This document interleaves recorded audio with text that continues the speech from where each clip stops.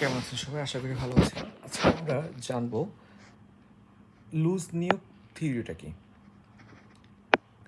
মূলত হচ্ছে যে এই থিওরিটা হচ্ছে পারমাণবিক অস্ত্রের নিয়ন্ত্রণ কোনো ব্যক্তি, সংস্থা বা গোষ্ঠীর হাতে চলে গেলে যে ফলাফল হবে সেটা হচ্ছে এই থিওরি।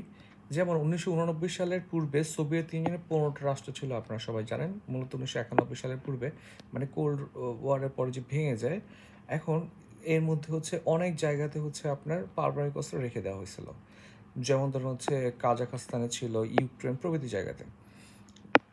উদ্দেশ্য ছিল যে যুক্তরাষ্ট্র মোকাবেলা করা, কিন্তু 1991 সালে যখন ভেঙে যায়, এটা 91 হবে, ইউরোপিয়ান ভেঙে যায়, সরি সোভিয়েত ইউনিয়ন ভেঙে যায়, তখন মোতায়েনকৃত পারমাণবিক অস্ত্রগুলো ফিরিয়ে আনা সম্ভব হয় না, পরিস্থিতি ছিল না। বুঝতেই পারতেছেন তখন একটা বিশাল বড় ক্যাওস চলতেছে, আমাদের 5 আগস্টের পরে কয়েকদিন যেরকম চলছে আর কি। ইন দ্য মিন টাইমে ওগুলো হচ্ছে মধ্য এশিয়ার গোপন জায়গায় লুকানো ছিল। অনেক সময় রাষ্ট্রগুলো জানতো না, বা যারা জানতো তারা পালায় গেছে বা মারা গেছে। তো এইভাবে বিভিন্ন যে অস্ত্রগুলো আছে সেগুলো কিন্তু আপনার যে কোনো মানে মিলিটেন্টের হাতে পড়তে পারতো। এখন দেখেন, এখন এই সকল দেশে লুকিয়ে রাখা অস্ত্রগুলো যদি কোনো আল কায়দা বা সন্ত্রাসী গোষ্ঠী বা ব্যক্তির হাতে পড়ে, তখন কিন্তু এটা বৈশ্বিকভাবে একটা সংকট ক্রিয়েট করবে। এটি হচ্ছে লুজনিয়ক থিওরি। এখন দেখেন যে পারমাণবিক এটা বৈশিষ্ট্য হচ্ছে কি, পারমাণবিক অস্ত্রগুলো রাষ্ট্রীয় নিয়ন্ত্রণ অবস্থা থেকে থাকবে, দুর্বল রাষ্ট্রীয় নিয়ন্ত্রণ থাকবে, যেটা হচ্ছে সবগুলো নিরাপত্তা দিতে পারবে না। অস্ত্রের কিন্তু একটি নিরাপত্তার ব্যাপার আছে।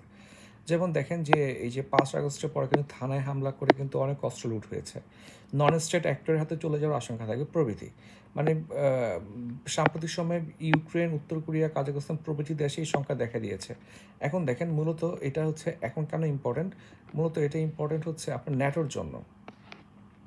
আপনারা সম্ভবত অনেকেই জানেন যে ন্যাটো কিন্তু আপনার ন্যাটোভুক্ত যেসব দেশে পারমাণবিক অস্ত্র নাই, সেই সব দেশে কিন্তু ন্যাটো চাইলে পারমাণবিক অস্ত্র রাখতে পারে। যেমন তুরস্কে কিন্তু নিজস্ব পারমাণবিক অস্ত্র নাই, কিন্তু আমেরিকা হচ্ছে তুরস্কে পারমাণবিক অস্ত্র রেখে দিছে। সো ডিপ্লয় করে রাখছে আর কি। ডিপ্লয় করে মানে রেডি টু ফায়ার না, মানে কি পর্যায়ে আছে আমি ঠিক জানি না, আমি জাস্ট একটা আর্টিকেলে পড়েছি। তাহলে এখন ধরেন কোনো কারণে হচ্ছে ন্যাটো ভেঙে গেল, ন্যাটো ভেঙে যাওয়ার একটা বড় ইস্যু হতো, ইউএসএতে ঝামেলা হলে, ইউএসএতে ঝামেলা হলে ন্যাটো ভেঙে যাবে।